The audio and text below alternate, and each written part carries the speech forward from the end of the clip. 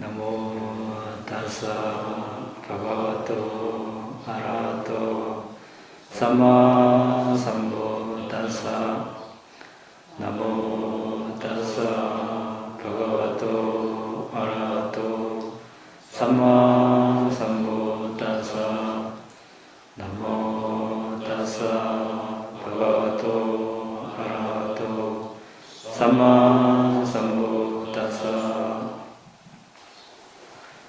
자, 지금까지 우리는 들숨날숨에 대해서 알아차림하는 방법, 삿대하는 방법에 대해서 이야기하고 있습니다. 들숨날숨 알아차림하는 수행방법에 대해서 알아봤고, 또 5장에 대해서 알아보고 5장애를 극복하는 방법에 대해서 알아봤습니다. 지난 시간에는 5가지 기능 조절, 5가지 기능을 어떻게 잘 조화를 이룰 것인가에 대해서 알아봤습니다. 오늘은 7가지 깨달음 요소를 균형 잡는 방법에 대해서 알아보려고 합니다. 7 깨달음 요소 균형 잡는 방법도 지난 시간에 한 5가지 기능 조절과 거의 흡사하다고 보면 됩니다. 방법, 원리는 같다고 보면 됩니다. 7가지 이제 깨달음 요소가 있는데, 알아차림 깨달음 요소, 법변별 깨달음 요소, 정진 깨달음 요소, 희열 깨달음 요소, 경안 깨달음 요소, 삼昧깨달음 요소, 평정 깨달음 요소. 1번 알아차림을 빼고 나머지 6가지를 좀 활동적인, 동적인 측면의 요소와 정적인 측면 요소 3가지로 나눠서 이제 좀 반대되는 측면 으로 나눠서 이제 하나가 지나치면 다른 요소를 좀 강화해서 서로 균형을 맞추는 것입니다. 하나가 약하면 다른 요소, 반대되는 요소를 강하게 하고, 또 이쪽이 강하면 다른 요소를 좀 낮추고, 이런 식으로 이제 균형을 맞추는데, 왜 이런 것이 필요한가? 일반 우리가 사회에 사업을 하고 어떤 연구를 하고 하다못해 농사를 짓고 또 가정일을 하고 이런 일들은 좀 무리를 한다든지 또 욕심을 내고 막 이렇게 기대를 크게 갖고 하면 성취를 어느 정도 이룰 수 있습니다. 그런데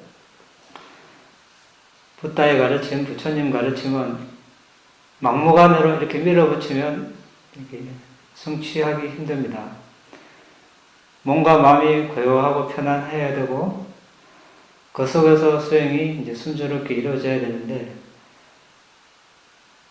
어떤 때는 신심이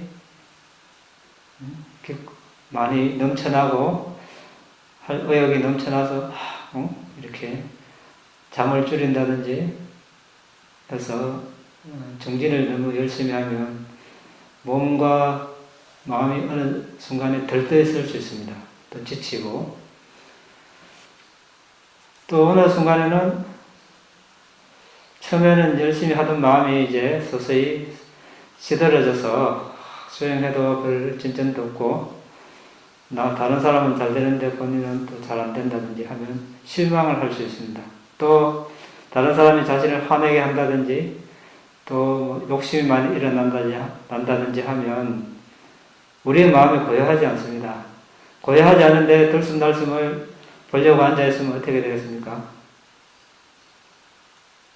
숨이 보일 리가 없죠. 숨은 안 보이고 나를 화나게 하는 사람 생각만 하고 갖고 싶은 대상 생각을 하고 이렇게 하다 보면 수행이 잘 안 됩니다. 자, 이런 여러 가지 장애가 나타났을 때 어떻게 자신의 마음을 잘 다스리고 몸을 잘 다스려서 수행이 잘 될 수 있도록 이어갈 것인가. 지금 그거 우리가 연구하려고 지금 이 시간에 있습니다. 7가지 깨달음 요소를 균형 잡는다는 것은 이런 상황이 나타났을 때 어떻게 대처할 것인가. 자, 이런 상황은 누구에게나 지금 현재도 다가오고 있는 상황입니다. 먼 그런 일이 아니라 수행하는 순간순간 아니면 일상생활에 항상 우리에게 다가오는 그런 현상들입니다.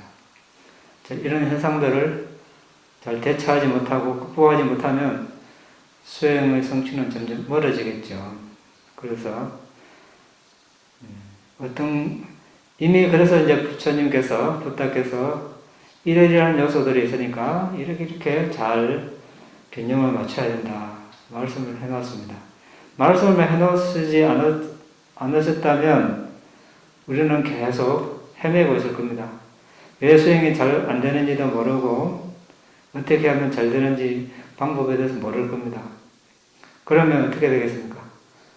산속에 30년, 50년을 있어도 진전을 이룰 수가 없어요. 이런 요소들의 균형을 잘 맞추고 몇 달, 몇 년 하는 것과 이런 것을 모르고 산속에 평생을 있어도 평생을 수행하는 것과 어느 것이 효율적인가. 이 점에 대해서 우리가 곰곰이 생각해 봐야 되겠죠. 무조건 한다고 되는 것이 아니고 이런 요소들이 잘 갖춰졌을 때 이제 수행이 진전이 있다는 것. 그러면 이제 이런 요소들이 뭔가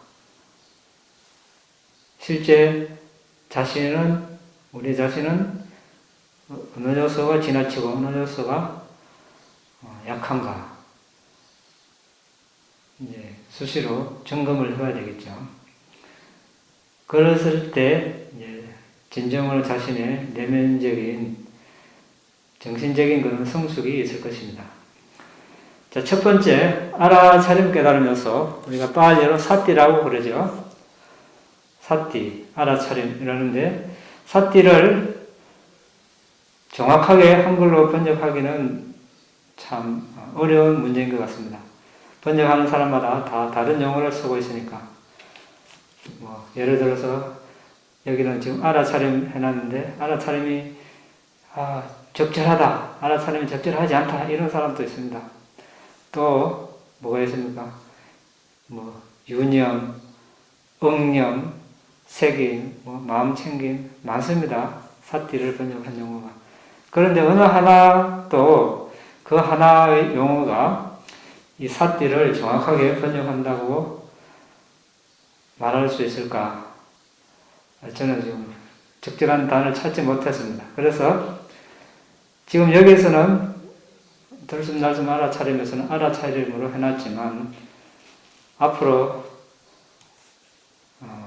번역한다든지 책을 쓸 경우는 사띠를 그대로 사용하려고 그럽니다.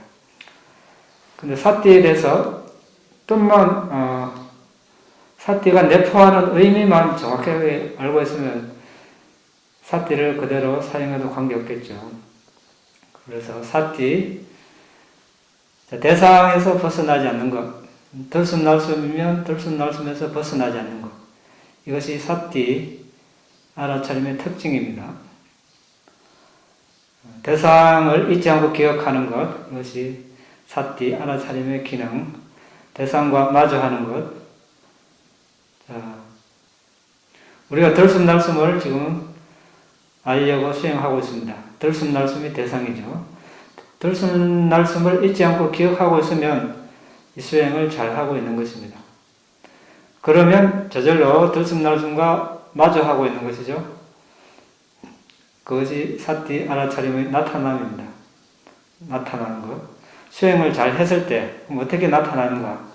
들숨날숨을 잊지 않고 계속 기억하니까 들숨날숨과 마주하고 있다는 것입니다. 스스로 점검해 볼 수 있겠죠. 집 생각을 하고 있으면 집과 마주하고 있는 것이죠. 정신적으로 그런 식으로 같이 생각해 볼 수 있습니다. 이제 가까운 원인은 강한 지각 또는 사념처 네 가지 알아차림 확립인데, 지각은 무엇입니까? 자, 책상. 책상이라고 어릴 때 태어나서 처음으로 부모님이나 선생님이나 친구로부터 알게 되었다면 다음날 책상을 정신적으로 이것이 책상이구나 표시하는 것, 이것이 지각입니다. 다음날 또 이 책상을 보면 이 책상이구나 알게 해주는 것, 이걸 우리가 지각 또는 인식 이렇게 이야기합니다. 들숨날숨은 콧구멍을 들락날락한다. 이것도 하나 지각이죠. 콧구멍을 들락날락하는 공기가 숨이다. 태어나서 처음으로 알았을 때가 있을 겁니다. 그때 이것이 숨이구나. 그냥 공간을 지나가는 바람은, 공기는 바람이라 하는데 그것이 코로 들어왔을 때 우리가 숨이라 그럽니다. 이거 하나 숨에 대한 지각이죠. 그래서 숨은 콧구멍을 들락날락한다. 콧구멍을 들락날락하는 공기가 숨이다. 이렇게 우리가 강하게 지각을 하고 있으면 마음이 콧구멍 앞에 있겠죠. 그러면 들어오고 나가는 숨을 우리가 선명하게 분명하게 알 수 있습니다. 그러니까 사띠 알아차림이 강해지겠죠.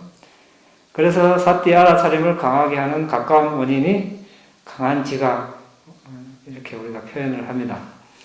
자, 7가지 깨달음 요소. 첫 번째 알아차림 깨달음 요소. 이것은 이제 우리가 들숨날숨 사마타 수행을 할 때 이렇게 하면 됩니다. 비파사나 수행을 할 때는 또 다른 식이 되겠죠. 비파사나 수행은 수행 대상은 궁극적 정신물질, 그리고 그것의 원인, 이런 것을 잊지 않고 기억하는 것이 비파사나 수행할 때 그때 알아차림 사띠가 되겠습니다. 그것은 우리가 비파사나 수행을 할 때 그때 자세하게 발견을 하고, 자, 그 다음에 법변별 깨달음 요소. 변별하다, 분별하다, 구별하다, 그런 뜻이 되겠습니다. 변별하고 구별하고 또는 이제 법조사 깨달음 요소라고 하기도 합니다. 조사 또는 변별을 하려면 우리가 지혜가 있어야 되겠죠. 그래서 다른 시각으로 이제 법변별 또는 법조사 깨달음 요소를 지혜의 요소 이렇게 이야기하기도 합니다. 유익한 법, 해로운 법, 비난받지 않을 법, 비난받는 법, 수행해야 할 법, 수행하지 않아야 할 법, 수승한 법, 열등한 법, 순수한 법, 불순한 법, 이런 법들이 있는데 이제 앞에 것은 다 선한 법이고 뒤에 것은 악한 법입니다. 선한 법을 개발하고 악한 법을 이제 우리가 없애려고 하는 노력이 되겠죠. 자, 법 변별 깨달음 요소는 아까 지혜 요소라고 했습니다. 지혜는 이제 사마타 지혜, 비파사나 지혜, 이렇게 부처님 가르침의 지혜를 이야기할 때 어떤 지혜를 이야기합니까? 우리가 사회 일반적으로 사람들이 지혜란 말을 많이 씁니다. 지혜가 있어야 된다. 지혜로운 사람이다. 세상을 살아가는데 지혜가 있어야 된다. 많이 쓰죠. 농사 짓는데도 어떻게 보면 지혜가 있어야 되고, 사업을 하는데도 지혜가 있어야 되고, 사람과의 관계, 어떤 연구를 할 때. 그런데 우리가 부처님, 붓다의 가르침에서 지혜는 몇 가지가 있습니까? 첫 번째, 업과 업의 결과에 대한 지혜. 자, 원인과 결과. 모든 것은 원인이 있다. 원인 없는 결과는 없다. 이런 말씀이 있습니다. 업과 업의 결과에 대한 지혜. 첫 번째. 그 다음에 사마타, 선정지혜. 우리가 들숨날숨 수행을 열심히 해서 선정에 들면 그때 선정의 지혜를 합니다. 그러면 이제 그 지혜를 바탕으로 위파사나 통찰 지혜를 개발하겠죠. 위파사나 통찰 지혜. 그 다음에 도지혜, 과지혜. 이 5가지입니다. 5가지만 알면 되겠죠. 그런데 이제 선정지혜, 위파사나 지혜가 있습니다. 지금 우리는 사마타 이야기를 하고 있는데, 사마타에서는 많은 것을 요구하지 않고 대상을 분명하게 아는 것, 이것이 지혜가 되겠습니다.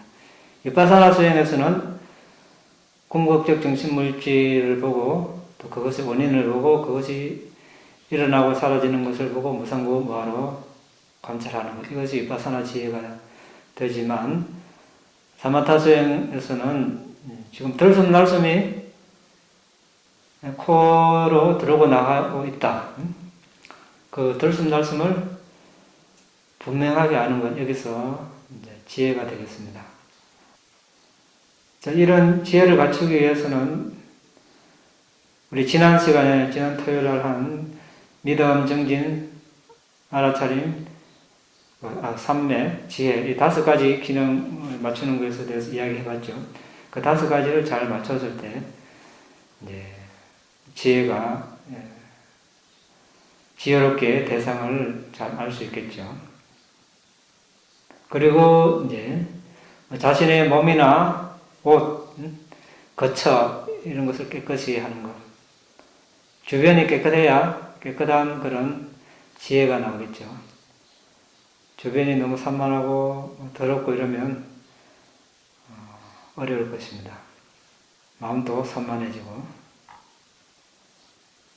5가지 조절 기능은 지난 시간에 알아봤기 때문에 지난 시간 본문을 참고하기 바랍니다. 위파사나 수행에서는 더 많은 그런 내용들이 있지만 사마타에서는 이 정도만 알아도 되겠습니다. 그 다음에 3번째 정진 깨달음 요소가 있습니다. 위리야, 노력하는 것, 그러니까 열심히 노력하는 것입니다. 자, 수행을 하는데 일상 어떤 세속의 일도 마찬가지입니다. 어떤 사람은 열심히 하고 어떤 사람은 열심히 안 할 수도 있습니다. 그 원인이 다 있겠죠. 어떤 사람은 자신이 아니면 가족을 부양할 사람이 없습니다. 예를 들어서 가족은 많고 그럼 열심히 일을 안 할 수가 없겠죠. 안 하면 가족이 굶을 수 있으니까. 그러면 긴박감이 일어나서 열심히 일을 할 겁니다. 그렇지 않은 사람은 또 열심히 안 할 수도 있어요. 공부도 마찬가지겠죠. 뭐 어떤 연구를 한다든지. 유사하게 붓다의 가르침에서도 어떤 원인, 요소가 있어야 열심히 할 것입니다. 자, 어떤 수행은, 붓다의 가르침은 이미 쓰여져 있습니다. 그런데 어떤 사람은 수행을 하고 어떤 사람은 하지 않습니다. 어떤 사람은 수행을 해도 열심히 하고 어떤 사람은 열심히 안 할 수도 있습니다. 열심히 하는 것도 또 그 정도가 다 다를 수 있겠죠. 자, 어떤 긴박감이나 어떤 우선순위, 삶에서 우선순위가 사람마다 생각하는 게 다 달라서 그렇겠죠. 어쨌든 정진을 하지 않으면, 노력을 하지 않으면 결과는 없습니다. 정진을 해야 합니다. 그러면 아까도 이야기했지만 우리가 수행을 안 하는 사람도 많습니다. 또 수행을 시작하는 사람도 있습니다. 시작해서 그것을 계속 하는 사람 드뭅니다. 계속해서 또 성취를 하는 사람 더 드물고. 왜 그렇습니까? 시작은 또 누구든지 할 수 있다고 치지만 시작을 해서 수행을 하는 과정에 다가오는 여러 가지 장애들이 있겠죠. 그것을 극복하고 계속 하는 사람은 더 드물다는 것입니다. 누구에게나 오는 사실입니다. 부처님께서도 수행을 할 때 그런 장애를 다 겪었습니다. 그렇지만 극복을 하고 모든 번뇌를 없앤 스스로 깨달은 부처님이 되었습니다. 그럼 우리는 어떻게 해야 됩니까?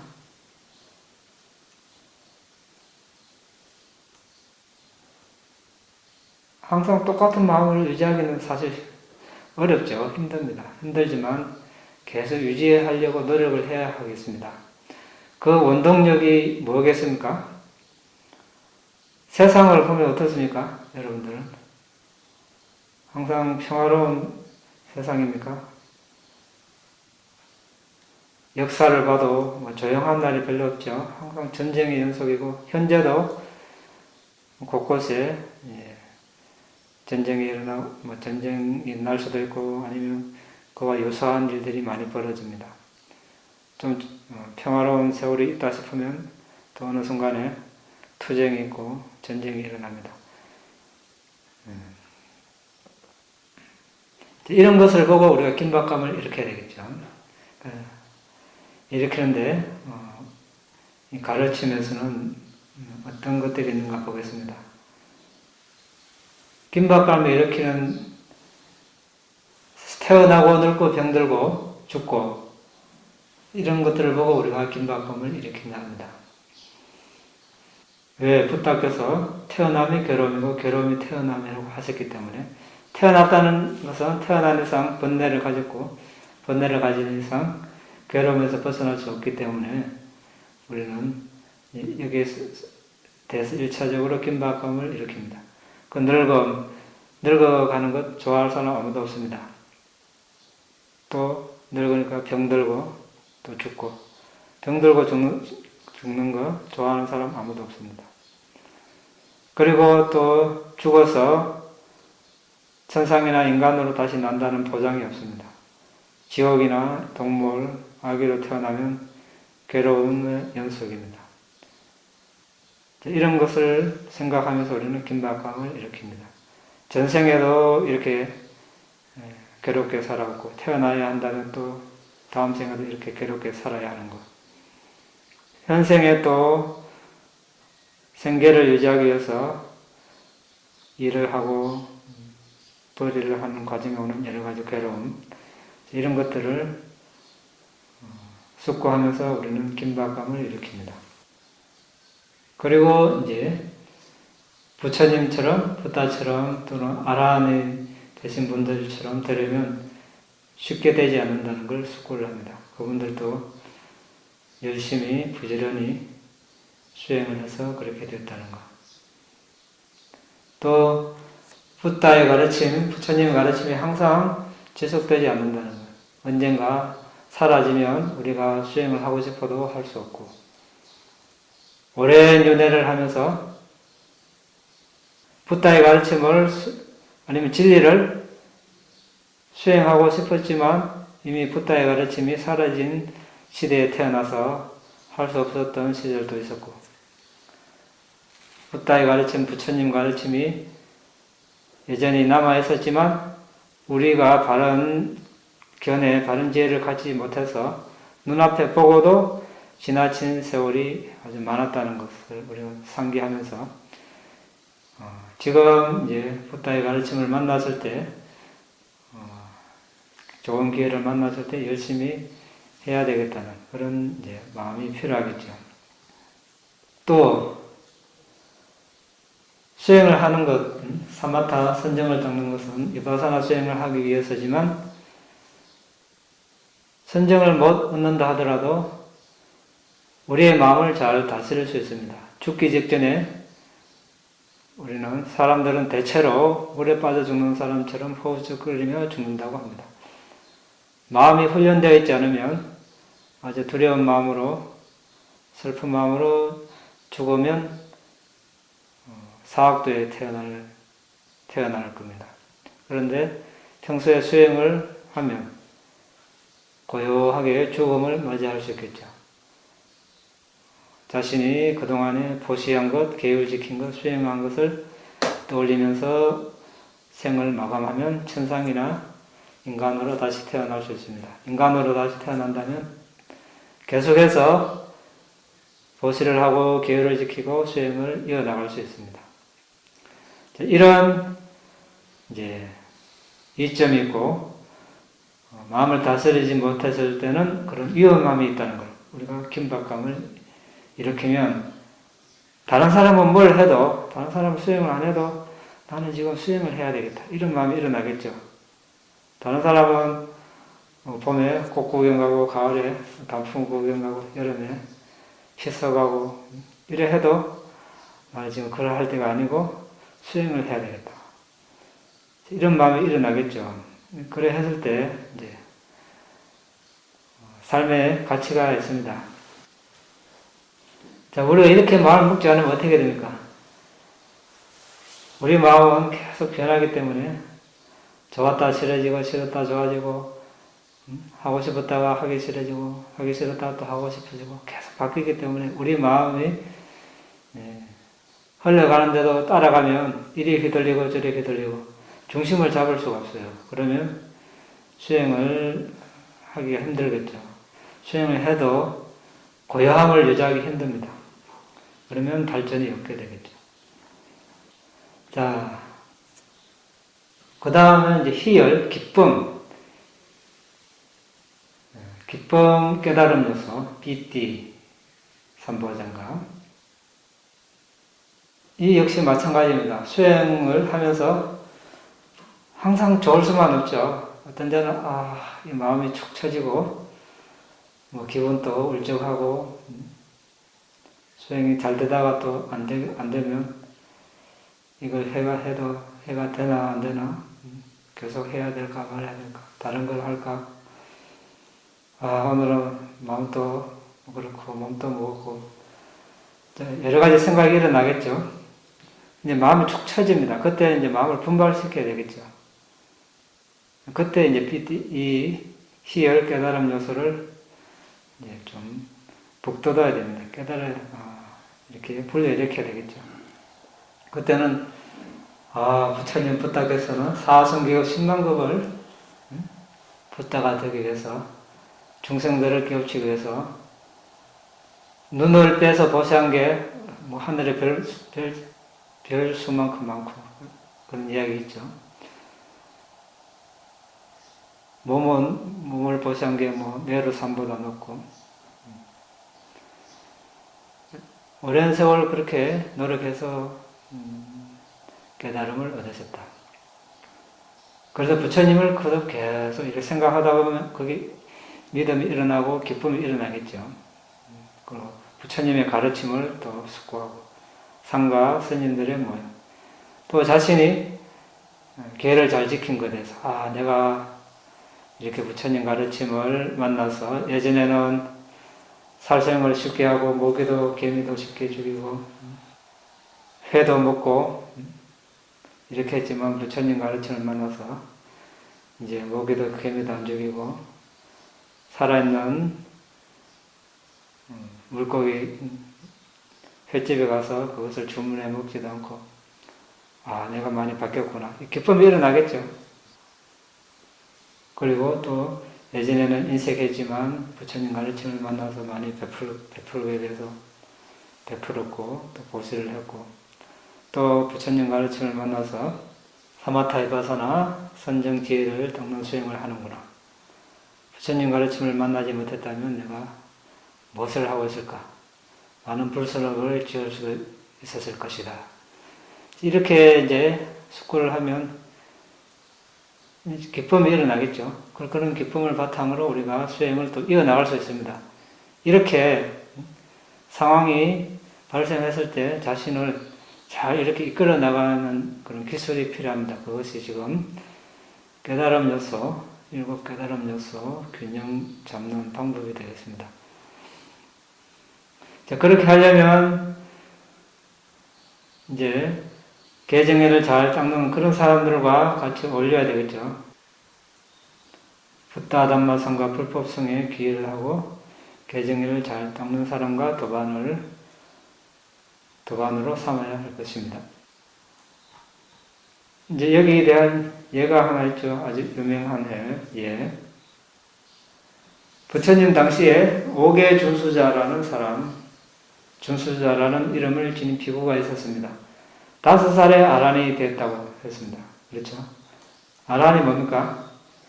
탐욕, 성냄, 어리석음, 질투, 인색, 자만 모든 본뇌가 다 사라진 성인을 아란이라고 합니다. 절대로 이제 성을 안 내는 사람 안 내는 그런 성인입니다. 욕심도 없고 5살 그래 됐습니다. 가능합니까? 요즘은 뭐 불가능하진 않겠지만 힘들겠죠. 그냥 되는 건 아니겠죠. 5살에. 올해 서울대 빠도 따라 붙다 제세시 연화부처님 제세시에 한 부자의 하인이었다고 했습니다. 이제 가난하니까 보시할 여력이 없었습니다. 그래서 윤회의 과정에서 스스로를 위한 의지처를 확립하고자 법을 수행하려는 강한 바람이 있었습니다. 생활이 여유롭지는 못해도. 그래서 절에 가서 스님으로부터 5개를 받아서 10만 년 동안 어기지 않고 지켰다고 했습니다. 10만 년 동안. 10만 년 동안 한 번도 어기지 않고 5개를 지키는 거. 5개 지키는 거 쉽습니까? 쉽지 않죠? 쉽지 않습니다. 근데 10만 년 동안 어기지 않고 지켰습니다. 근데 이제 이 사람은 석가모니 부처님 제세시까지 한 번도 악도에 안 떨어진 겁니다. 이 10만 년 동안 빠도 못 따라붙다 제세시에 5개를 받아서 10만 년 동안 한 번도 안 어긴 그 공덕, 그 지게의 힘으로 다음 생에 태어나면 항상 천상이나 인간으로 태어나지 악도에 안 떨어진 겁니다. 그러니까 뭡니까? 죽기 직전에 항상 선한 분만 떠오르는 거죠. 그래서 이제 5살에 마지막 생에 이제 석가모니 부처님 제사시에 이제 태어나서 부모님을 따라 5살에 부모님을 따라 절에 갔는데 그 스님이 이제 5개를 설하니까 아주 너무 익숙해서 옛날부터 알고 있었던가를 이제 상기하게 됐죠. 그 스님이 상기시켜 준 거죠. 그래서 예전에 사마타 비파사나 수행한 걸 떠올려서 그 자리에서 이제 아란이 된 겁니다. 뭐 얼핏 보기에 5살이 어떻게 됐을까? 5살짜리만 봐서는 안 되죠. 그 전생을 이제 봐야 되는 거죠. 전생에 그렇게 했기 때문에 된 거지.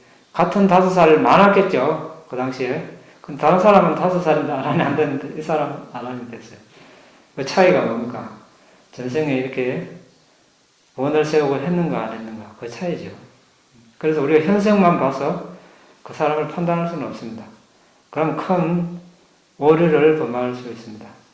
그래서 부처님께서 사람을 판단하지 마라. 판단하면 파멸이 있을 것이다. 그 부처님을 지칭하면서 나 같은 사람이 사람을 판단하지 아무나 사람을 판단한 것이 아니다. 이렇게 말씀하셨죠. 어느 정도는 우리가 짐작은 할 뿐이지 그 사람에 대해서 정확하게 모릅니다. 우리는. 그래서 이제 어떻게 5살이 그렇게 됐는가. 이렇게 큰 스님이 5개를 설하니까 대번에 옛날 그런 기억이 떠올랐어요. 내가 이런 오랜 세월 동안 5개를 지켜왔고 수행을 해왔구나. 기쁨이 일어났겠죠. 그래서 그 기쁨을 바탕으로 이제 사마타 비파사나 수행을 빠르게 해서 아란이 된 겁니다. 과거에 이제 우리가 선행한 걸 떠올림으로써 자신을 이제 북돋을 수 있겠죠. 공덕을 쌓은 것, 이런 것. 이것은 이제, 희열 깨달음 요소는 각자 이런 식으로 응용을 하면 되겠습니다. 그 다음에 경안 깨달음 요소. 경안, 뭐 다른 말로 편안함, 이렇게 편안함. 편안해야 수행을 할 수 있겠죠. 불편하면 수행을 못 합니다. 몸도 마음도 불편하면 수행을 잘 할 수가 없습니다. 그래서 몸이 편안한가, 마음이 편안한가, 먼저 점검을 하고 수행을 하는 것이 좋습니다. 몸이 편안하려면 어떻게 됩니까? 건강해야 되죠. 건강에 좋은 음식. 너무 입맛에 달콤하고 뭐 그런 것만 찾다 보면 몸은 병들 수 있습니다.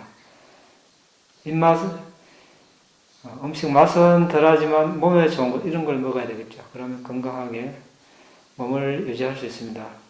그리고 날씨도 편안해야 되고 너무 덥고 추우면 극지방에는 수행 문화가 거의 없죠. 네. 부처님 당시에 또 부처님께서 수행하신 곳은 주로 히말라야 자락 날씨가 기후 조건이 좋은 곳에서 수행을 하셨습니다. 너무 추우면 이렇게 온도를 이렇게 맞춰야 되고 좀 실내 온도를 높이도록 해야 되고 미얀마 가면 우리나라 삼복더위 같은 그런 그거보다 더 더운 그야말로 땀이 어떻게 됩니까? 땀이 비워도 그야말로 땀이 비워도 주르르 흘러내립니다. 그냥 가만히 있어도 주르르 그 오후에 이제 수행하고 이렇게 다 내려오면 옷차려 보면 가사가 다 젖어 있죠. 이제 미얀마 사람들은 이제 너무 익숙하니까 아무것도 아닙니다. 그래서 이런 말이 있어요. 미얀마 사람은 추위를 겁을 안 돼요. 추위를 안 겪어봤으니까. 다 그런 건 아니지만 우리는 어떻습니까? 우리는 뭘 겁냅니까? 우리는 추위를 겁냅니까? 네, 겁내죠. 네. 그런데 미얀마 사람은 더위에 이제 많은 이제 그걸 예민하겠죠. 그런데 이제 실제 와서 겨울을 겪어보면 이제 겁내겠죠, 아무래도. 근데 모르는 상태에서는 그렇지 않아요.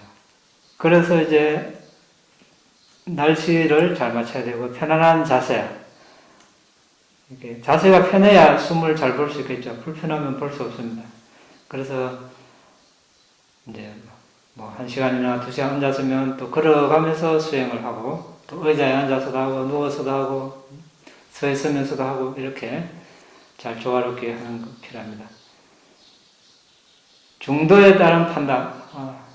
너무 슬프거나 기쁨에 넘치면 이게 한쪽으로 휩쓸리겠죠. 그러면 마음이 고요하지 않습니다. 중도에 따라서 중립적인 입장. 그리고 이제 그렇게 신체적으로 이렇게 들뜬 사람을 피하고 고요한 사람과 같이 지내고 이런 식으로 우리가 경한 깨달음 요소를 개발할 수 있습니다. 그러니까 뭐 쉽게 말하면 몸도 편하고 마음도 편안한 방법이 뭘까? 이거 연구하면 됩니다. 현실적으로. 그 다음 삼내 깨달음 요소, 삼내 선정. 이제 이 요소도 앞에 했던 거하고 유사합니다. 5 기능을 잘 조절해야 되겠죠. 믿음, 노력, 알아차림, 삼매, 지혜, 이 기능을 잘 조화를 이루는 것. 또 마음이 너무 이렇게 들떠 있으면 좀 가라앉히고 너무 처져 있으면 좀 푹 돋아주고 이런 기술이 필요하겠죠. 그래야 집중을 잘 할 수 있겠죠. 또 그런 사람이 있으면 그런 사람과 같이 또 법담을 나누고 이제 실제로 숨에 집중을 할 때는 어떻게 해야 됩니까? 숨이 길든 짧든 상관하지 않고 그냥 있는 그대로 집중하는 겁니다. 숨이 짧으면 나는 짧은 숨이 싫다. 사람들은 대체로 좀 긴 복식호흡 이런 걸 선호하는 그런 성향이 있습니다. 그렇게 했을 때 숨이 그렇게 실제로 일어나면 문제는 없는데 실제 그렇지 않은데 그것을 계속 원하면 요구를 하면 불만족이 일어나겠죠. 그렇게 되면 마음이 이제 고요하지 않습니다. 그럼 숨에 잘 집중을 할 수 없습니다. 그때는 어떻게 해야 됩니까? 길든 짧든 고요하든 거칠든 미세하든 있는 그대로 받아들여야 됩니다. 있는 그대로. 그렇게 하면 저절로 고요해지고 미세해지고 숨이 길어질 것입니다. 일부러 길게 하지 않아도 일단 있는 그대로 이렇게 받아들이는 자세. 사람도 마찬가지죠. 있는 그대로 인정하려고 받아들였을 때 우리가 큰 문제가 없습니다. 이렇게 했을 때 우리가 이제 삼昧깨달음 요소를 개발할 수 있습니다. 그러면 니미타, 빛이 떴을 때 이때도 마찬가지입니다. 빛의 모양, 색깔 이런 상관하지 않고 그냥 니미타에만 집중해야 되겠죠. 자, 그 다음 평정 깨달음 요소, 평정, 우백화. 이것은 이제 자신의 재산이든 아니면 다른 사람의 재산이든 자신의 가족이든 친구든 또 모르는 사람이든 사람이든 사물이든 모든 존재나 사물에 대해서 초연한 자세, 태도, 애착, 집착을 갖지 않는 그런 태도를 말하겠죠. 너무 이렇게 좋아함과 싫어함이 너무 강하면 어떻습니까? 그 중심을 잡기가 힘듭니다. 그러면 고요함과 멀어지겠죠. 그러면 수행을 잘 할 수가 없습니다. 그래서 어느 쪽으로 너무 치우친가? 우리가 자신은 자신이 제일 잘 압니다. 다른 사람보다. 확인해 볼 수 있겠죠. 그러면 그것을 조금씩 이렇게 보완을 하도록 노력해야 됩니다. 누가 대신해 줄 수가 없어요. 가만히 있는다고 되는 게 아니고, 가만히 있으면 그냥 옛날 습관이 그대로 다 드러나겠죠. 자신이 노력하지 않으면 자신도 모르게 그런 습관이 튀어나오겠죠. 정말로 부단히 뼈를 깎는 심정으로 노력하지 않으면 바뀌지 않습니다. 그렇게 노력을 했을 때 조금씩 바뀝니다. 그러면 이제 업이 바뀌기 시작하겠죠. 그전에는 정말 바꾸기 힘듭니다. 중립적인 태도, 좋고 싫음에 대한 중립, 행복, 불행, 여기에 대해서도 행복하면 너무 좋아하고 불행하면 너무 괴로워하고 이것도 장애죠. 중간적인 입장. 그런 태도를 가졌을 때 우리가 평정 깨달음 요소를 개발할 수 있습니다. 평정 깨달음 요소는 아주 중요합니다. 수행뿐만 아니라 우리 일상생활에서도 아주 중요한 요소입니다. 이 평정이 제대로 이렇게 자리를 잡아 있었을 때 많은 불선업을 적게 지을 수 있습니다. 선업을 많이 지을 수 있습니다. 그렇지 않으면 불선업을 많이 짓겠죠. 우리가 이제 자애도 마찬가지입니다. 자애, 사랑과 친절 이렇게 이야기하는데 자신이 좋아하고 존경하고 이런 사람에게는 누구든지 쉽게 사랑과 친절, 자애를 베풀 수 있습니다. 가족, 친척, 친구에게는 쉽게 자애를 보낼 수 있습니다. 하지만 자신에게 아무런 관계없는 사람 또는 자신과 적대적인 사람, 자신을 화나게 하는 사람 이런 사람에게 사랑과 친절, 자애를 보내기는 쉽지 않습니다. 노력을 하지 않으면. 그럼 이것은 진정한 자애가 아니죠. 순수한 자애가 아닙니다. 균등하게 보낼 수 있을 때 우리가 이제 순수한 자애, 진정한 자애라고 할 수 있습니다. 이 진정한 순수한 자애를 보낼 수 있도록 도와주는 것이 뭡니까? 평정이죠, 평정. 평정이 개발되어 있었을 때 우리가 진정한 자애를 베풀 수 있습니다. 자애는 뭡니까? 자애는 받는다는 것이라기보다 보내는 거죠. 보내는 게 자애입니다. 자해를 좋아하는 사람, 존경하는 사람에게는 쉽게 보낼 수 있지만 중립적인 사람, 자신과 별 무관한 사람, 또는 자신과 적대적인 사람, 자신을 싫어하는 사람, 화내게 하는 사람에게는 보내기 쉽지 않습니다. 그렇지만 시도를 하면 어떻습니까? 시도를 한 순간 자해를 어디 받으러 안 가도 이미 자신에게 자해가 생겨 있습니다. 자해는 이렇게 개발하는 것입니다. 멀리 가는 것이 아니라 바로 이 자리에서 우리가 자해를 개발할 수 있습니다. 자해는 보내는 것이라고. 보내는 순간 이미 자신의 마음이 고요하고 자신에게 자해가 생겨져 있을 것입니다. 이렇게 어떤 사람은 자신에게조차 자해를 보내기 힘든다는 사람이 있습니다. 그 남에게는 말할 것도 없죠. 남에게는 시도조차도 못합니다. 그렇다고 해서 안 하면 어떻습니까? 발전이 없습니다. 그 상태 계속 세월이 가고 평생 지나갑니다. 그렇지만 한 발자국이라도 내디디면 어떻습니까? 자신에게 자해를 보내고 보내기 싫고 또 보낼 마음도 없고 보내기 힘들지만 자신과 무관한 사람 또는 적대적인 사람에게도 한 번이라도 시도를 하면 그 순간에 이미 자신은 변하게 되어 있습니다.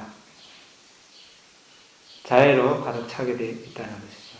이렇게 해서 내일 또 시도하고 그 다음에 또 시도하면 자신의 업이 서서히 바뀌겠죠. 시도하지 않으면 안 바뀌고. 이렇게 해서 우리는 이제 자신의 업을 서서히 바꿔갈 수 있습니다. 자, 그러면 이제 들숨날숨에서 어떻게 일곱 깨달음 요소를 적용할 것인가? 사띠 삼보장가, 알아차림 삼보장가.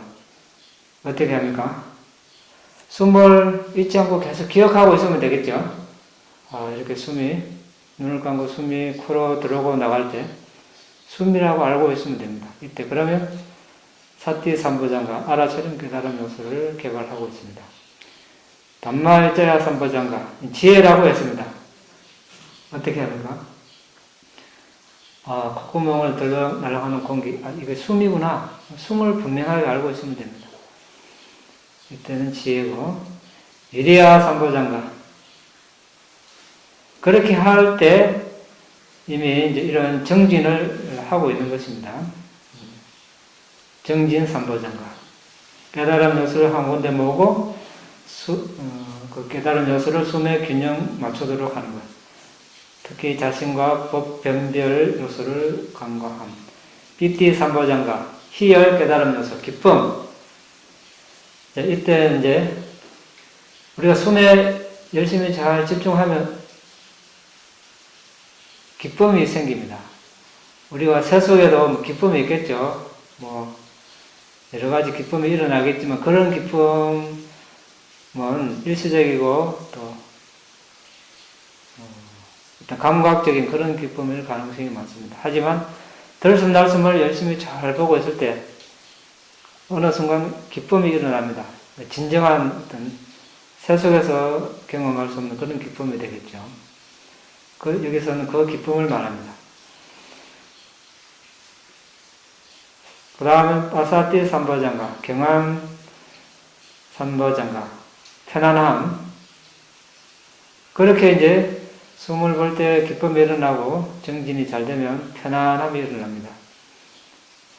그 다음 사마디 삼보장가, 삼례 깨달음 요소, 집중. 그렇게 하면 이제 숨에 집중이 잘 되겠죠.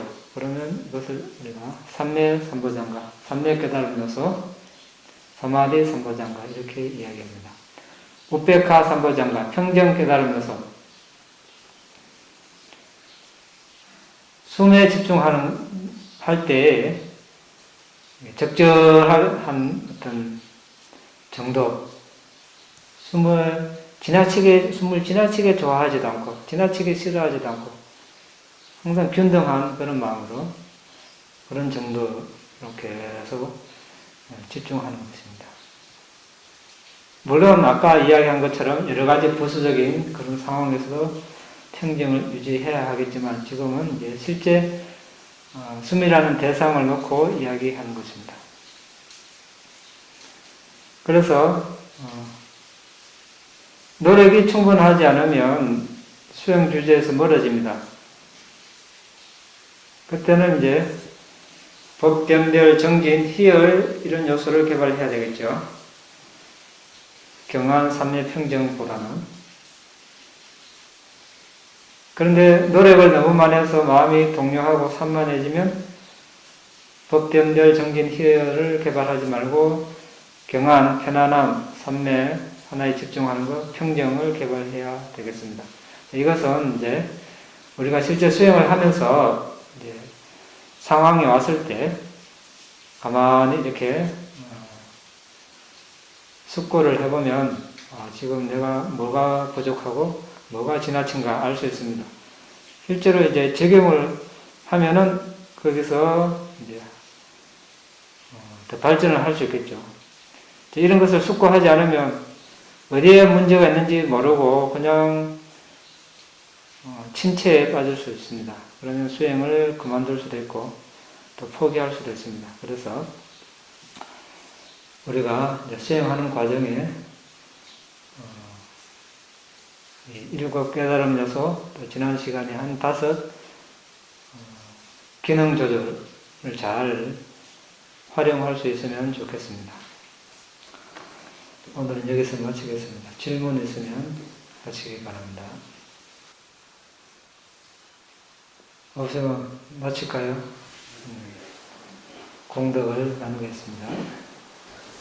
이당매 분양 아사와카야 와항호두 이당매 분양 니빠나사 아짜요호두 마마 분야 바강 사바사타낭 바제미 대사베 내사망 분야바강 나반두 나의 이 공덕으로 번뇌를 소멸할 수 있기를 나의 이 공덕으로 니빠나를 성취할 수 있기를 나의 이 공덕을 모든 존재들과 함께 나눕니다. 모든 존재들도 나와 똑같이 이 공덕을 나눠 가질 수 있기를 기원합니다.